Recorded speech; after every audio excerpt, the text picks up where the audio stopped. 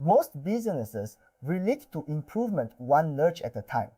Something feels urgent or an opportunity appears or support gets announced and they launch into a project, finish it or abandon it, and then go quiet until the next lurch.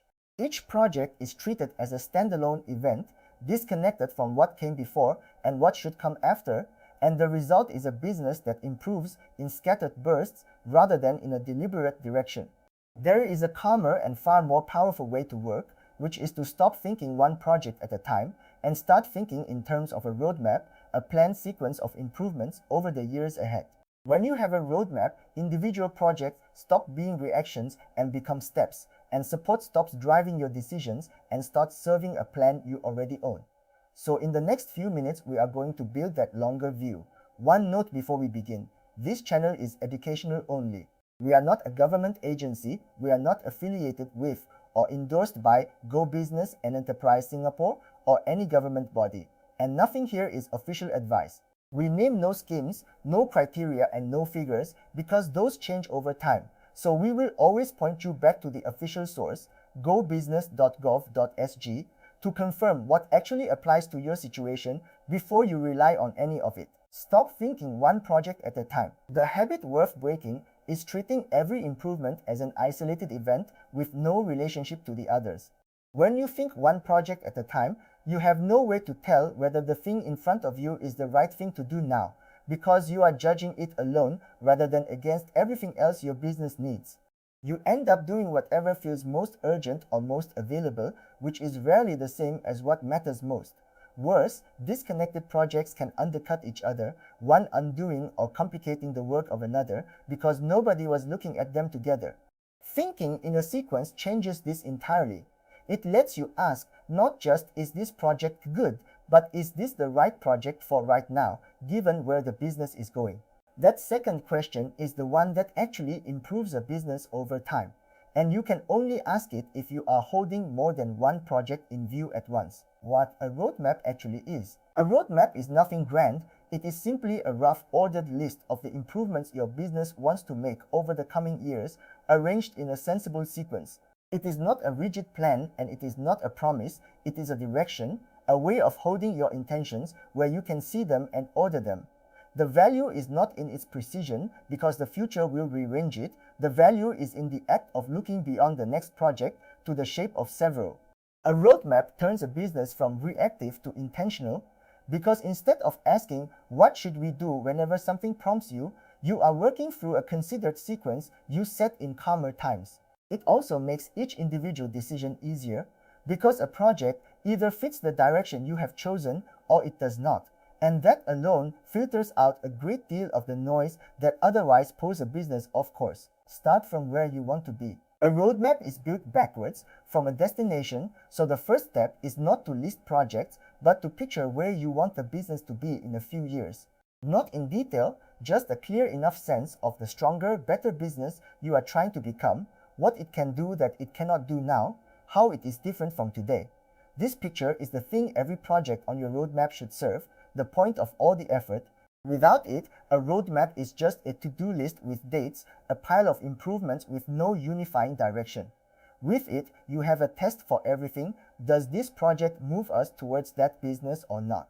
Owners skip this step because it feels abstract next to the concrete pool of specific projects, but it is the step that gives all the others meaning, and a few minutes picturing the destination shapes every decision that follows. List the projects, then order them. With a destination in mind, now you can list the projects, all the improvements you can see the business needing on the way there, without yet worrying about order or feasibility. Get them out of your head and onto a page where you can look at them together. Then comes the real work, ordering them into a sequence that makes sense, because the order is where most of the value of a roadmap lives. Some projects clearly come before others, some are foundations that everything else builds on. Some can wait comfortably while others cannot. Arranging them is a kind of thinking you simply cannot do while staring at a single project in isolation, and it often reveals that the thing you are about to rush into should actually come later after something else. The list is easy, the ordering is where a roadmap earns its keep, so give it the time it deserves. Let each project earn the next. A powerful principle for ordering is to let each project earn the next, sequencing so that completing one puts you in a genuinely better position to take on the following one. A well-chosen first project can strengthen the business, free up resources, build capability, or create the conditions that make the second project easier and safer. This way, the roadmap compounds, each step making the next more achievable rather than simply adding another burden.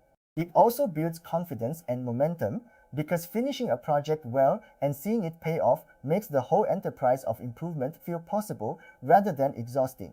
The opposite approach, attempting your hardest or most ambitious project first because it is the most exciting, tends to drain the business before it has built the strength to sustain the effort.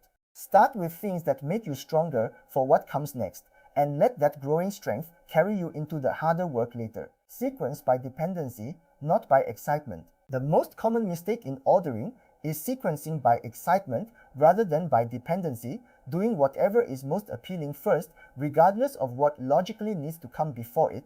Excitement is a poor guide to order, because the most exciting project is often the most visible or ambitious one, and that is frequently the one that most depends on foundations you have not laid yet. Dependency is the better guide. Ask for each project what needs to be true before this can succeed, and let the answers pull the necessary groundwork earlier in the sequence. A business that follows its enthusiasm ends up starting glamorous projects that stall because the unglamorous prerequisites were skipped. A business that follows dependency does the dull foundational work first and then finds the exciting projects go smoothly because the ground was prepared. Order by what must come before what, and save excitement for motivation rather than letting it dictate the sequence. Do not run everything at once. When a business finally sees all its improvements laid out, there is a strong temptation to attack many of them simultaneously, especially if several feel urgent. Resist it. A small business has a limited amount of the attention, energy, and cash that projects consume, and spreading that thin across several at once means doing all of them poorly and finishing none of them cleanly. A roadmap is a sequence precisely because it accepts that you cannot do everything now, and the discipline of doing one thing well before starting the next is what makes steady progress possible. Running everything at once feels productive and is actually the opposite, a business in constant partial motion that never completes anything and exhausts itself trying. The whole point of ordering your projects is so that you can give each one proper focus in its turn. Honor the sequence you built and let finished projects, not started ones, be your measure of progress. Leave room for the business to breathe. A roadmap made of back-to-back projects with no gaps is a roadmap that will break, because it forgets that the business has to keep running and improving and recovering in between. Projects are demanding, and the business needs time after each to absorb the change, let the new way of working settle, and return to full strength before taking on the next. So build breathing room into the sequence deliberately, spaces where no major project is running, and the business simply consolidates what it has gained. This is not wasted time, it is what makes the gain stick, and what keeps the people who carry the projects from burning out. Owners who pack their roadmaps tight, driven by impatience, tend to find the whole thing collapses under its own pace. A realistic roadmap has rhythm, effort, and recovery, and that rhythm is what lets a business sustain improvement over years rather than sprinting and stalling. Fit support into the plan, not the other way. Here is where support finds its proper place, and it is the reverse of how most businesses treat it. With a roadmap in hand, you look at your planned sequence of projects and then ask whether any support might help with the ones that are coming, fitting the funding into your plan rather than letting the funding rewrite your plan. This is a completely different posture from the usual one, where a scheme appears and a business scrambles to invent a project for it, letting the availability of support decide what it does. When you have a roadmap, you already know what you want to do and in what order, so support becomes something you check against your plan, a possible help for a step you were going to take anyway. It keeps you in control, and it protects you from the constant temptation to distort your direction, to chase whatever help happens to be available at the moment. Revisit the roadmap regularly. A roadmap is a living thing, not a monument, and its usefulness depends on revisiting it rather than carving it in stone and walking away.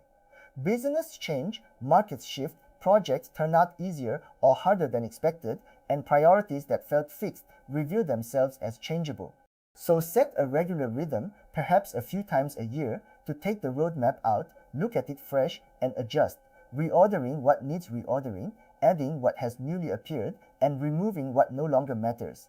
This keeps it honest and keeps it yours, a genuine reflection of where the business is and is going, rather than a stale artifact from a planning session long past. The point was never to predict the future perfectly, it was to keep thinking beyond the next project, and revisiting is how you keep doing that as reality unfolds. A roadmap you revise is a tool, a roadmap you forget is just a piece of paper. Check the landscape at the source. One important reminder as you fit support into your roadmap, the landscape of what is available shifts continually, schemes come and go and change, so any assumption today about what might help a project 2 years out is only a guess. This is a strength of working from a roadmap rather than a weakness because your plan is anchored in what your business needs, not in what support currently exists, so it survives the landscape changing under it. When a project on your roadmap approaches, that is the moment to go to gobusiness.gov.sg and see what genuinely exists to help with it then, rather than relying on what you thought you knew when you drew the map. We deliberately name no schemes and no figures here, precisely because they are the parts that change, and the official source is the only place to confirm the current reality for a project when its time actually comes. A closing thought. So here is the longer view to carry away. Stop relating to improvement one lurch at a time and start thinking in a roadmap, a planned sequence of projects over the years ahead. Build it backwards from a clear picture of the business you want to become, list the improvements, and then do the real work of ordering them, letting each project earn the next, and sequencing by dependency rather than by excitement. Do not run everything at once, leave breathing room between projects so the gains can settle, and fit support into your plan rather than letting available funding rewrite it. Revisit the roadmap regularly so it stays alive, and when a project's time comes, confirm what actually exists to help on gobusiness.gov.sg. Remember too that everything here is general and educational. We are not a government agency, and we are not affiliated with or endorsed by anyone, and we name no schemes because they change. If this lifted your gaze beyond the next project, subscribe for more plain English Singapore grant explainers, and we will keep helping you improve on purpose, one deliberate step at a time.